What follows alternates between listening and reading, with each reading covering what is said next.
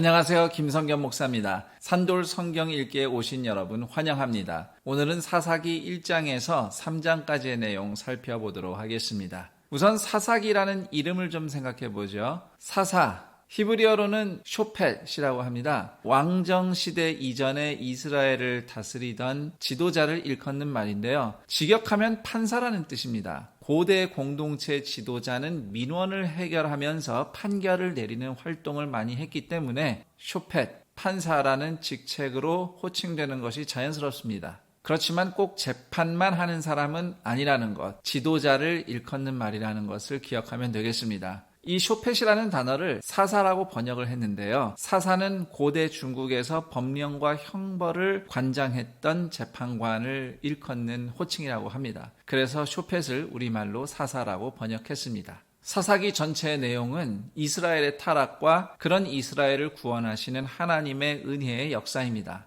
사사기는 역사서라고 우리가 부르긴 하는데 사실 시간의 흐름대로 기록된 책은 아니에요. 이스라엘의 지형을 따라서 기록됐다고 봐야 합니다. 먼저 사사기의 앞부분은 유대 땅에서 벌어진 이야기로부터 시작해서 베냐민으로 옮겨가고 그 다음 에브라임 산지, 이스라엘 골짜기, 그리고 요단강 건너편 길르앗, 그리고 다시 가나안으로 넘어와서 이스라엘 골짜기, 그리고 서해안 평야에서 벌어진 사건, 그리고 마지막으로 유다 산지 이야기로 이어집니다. 이처럼 이스라엘 땅 한 바퀴를 도는 순서로 사사기가 기록이 됐습니다. 따라서 사사기는 이스라엘의 타락이 언제 일어났는가라는 관점보다 어디서 일어났는가라는 관점으로 기록됐다고 봐야 되겠습니다.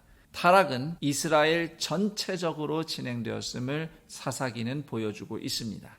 사사기 전체 구조를 설명드리겠습니다. 우선 1장, 2장은 서론입니다. 이스라엘이 가나안 족속을 완전히 몰아내지 못한 실패를 묘사하고 있습니다. 사실 여호수아서 같은 경우에는 가나안을 대체로 정복한 것으로 묘사하는데요. 이것은 하나님께서 약속을 이루셨음을 강조하기 위함이고요. 사사기에서는 가나안 정복이 완수되지 않았다는 것을 부각시킵니다. 하나님은 약속을 지키셨지만 이스라엘 백성은 불순종했다는 것을 보여주기 위해서죠. 3장에서 16장까지는 본격적으로 사사들의 이야기가 소개되어 있습니다. 처음에는 훌륭한 사사들 이야기들이 소개되어 있다가 뒤로 갈수록 나쁘다 못해 최악의 수준을 보여주는 사사의 이야기까지 등장합니다. 그리고 사사기의 마지막 부분 17장에서 21장 내용은 읽기에도 끔찍한 이스라엘의 타락과 폭력성을 고발하고 있습니다. 그럼 사사기 1장부터 살펴보겠습니다. 사사기 1장은 여호수아 사후에 이스라엘을 대표하는 유다 지파와 요셉 지파의 가나안 정복기입니다. 사사기 1장에는 여호수아 생전의 일들과 사후에 일어난 사건들이 혼재되어서 기록되어 있습니다. 왜냐하면 유다 지파의 가나안 정복 역사를 기술하다 보니 여호수아 때 있었던 사건을 빼놓을 수 없기 때문이에요. 1절에서 7절 사이에 기록된 유다의 배색 정벌, 16절에서 19절까지의 가나안 남방 정복, 그리고 21절 이하의 요셉 지파 활동은 모두 여호수아 사후의 사건이라고 보면 되겠습니다. 3절은 여호수아서 19장에 시몬이 유다 지파 영내에서 기업을 받았다는 사실을 반영하고 있습니다. 10절에서 15절은 여호수아 시절 갈렙의 헤브론 정복기 이야기입니다. 16절에서 흥미로운 내용은 모세 장인의 후손, 즉 겐족 속의 후예들이 유다 백성과 함께 가나안 남방을 정복한 이야기인데요. 이드로는 미디안 사람이라고 알려져 있지만 동시에 겐족 속이기도 합니다. 겐 사람이에요. 그래서 이때쯤 되면 이방인이지만 이스라엘 백성에 이미 편입이 되었음을 알 수 있습니다. 사사기 1장을 읽다 보면 좀 이해가 안 되는 부분이 있어요. 8절에 보면 유다 자손이 예루살렘을 점령했다 이렇게 돼 있는데 21절에는 베냐민이 예루살렘에서 여부스 족속을 쫓아내지 못했다 이렇게 적혀 있습니다. 내용이 서로 충돌하는 것 같지만 이 두 사건 사이에 시차가 있을 가능성이 매우 높습니다. 자, 우선 예루살렘은 이미 여호수아 시절에 싸워서 점령한 적이 있습니다.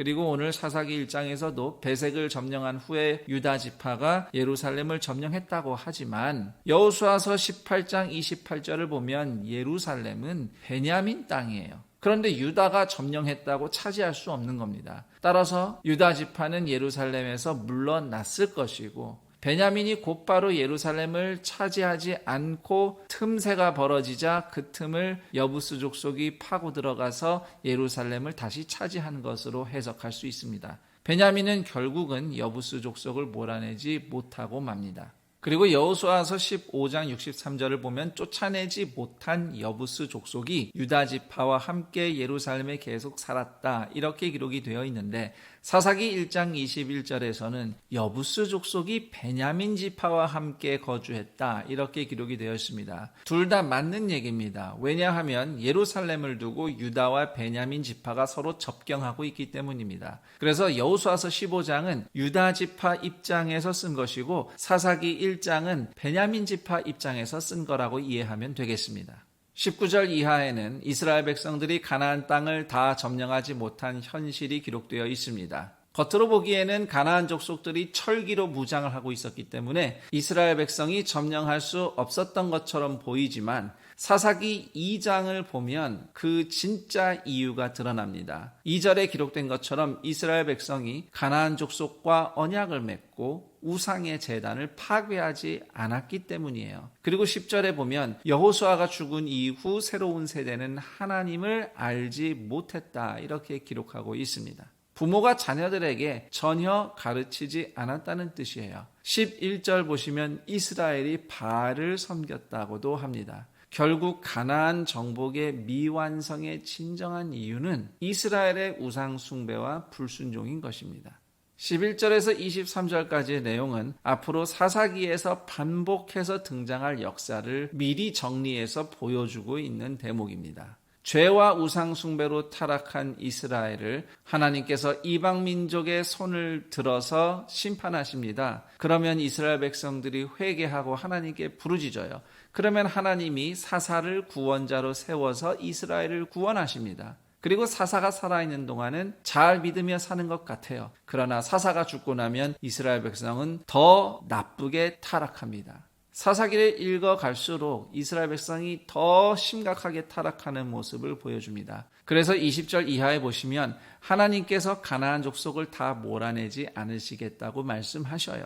이스라엘이 계속 죄와 우상 숭배로 타락할 때에 22절 말씀처럼 이스라엘이 하나님의 도를 지켜 행하는지 시험하기 위해서, 연단하기 위해서 징계의 방편으로 이방 민족을 가나안 땅에 남겨두겠다고 하십니다. 하나님이 이스라엘 백성에게 선물하신 가나안은 이제 하나님께서 이스라엘이 정말 제대로 믿는지 시험하는 현장이 되었습니다. 사사기 3장으로 넘어가면 1절에서 6절 사이에는 그렇게 이스라엘의 믿음을 시험하기 위해서 하나님이 남겨두신 이방 족속들의 이름이 소개되어 있습니다. 그 중에 제일 먼저 언급되는 블레셋을 주목할 만합니다. 블레셋은 이스라엘 역사 내내 확실하게 이스라엘의 옆구리에 가시 역할을 합니다. 7절부터 이제 본격적으로 사사 이야기가 시작됩니다. 첫 번째 사사 온니엘은 갈렙의 사위인데요. 이스라엘이 죄를 짓고 메소포타미아 왕 치하에서 고난을 받는 심판을 받은 후에 이스라엘 백성들이 하나님께 도움을 요청하자 하나님이 세운 사사입니다. 온니엘은 유다 지파에서 일어났어요. 그래서 그의 활동 무대 역시 유다 지파의 영역, 이스라엘 남방 지방이라고 이해하시면 되겠습니다.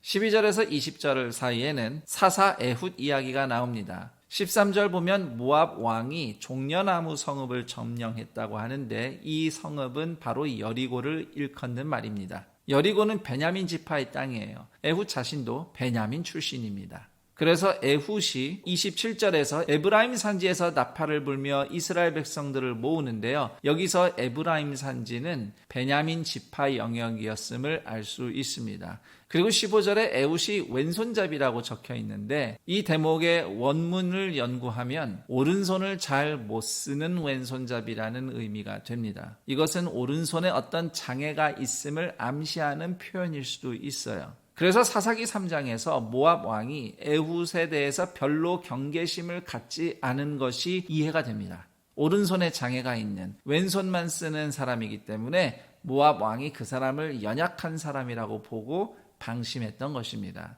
하지만 하나님께서는 연약한 자도 얼마든지 들어 쓰십니다.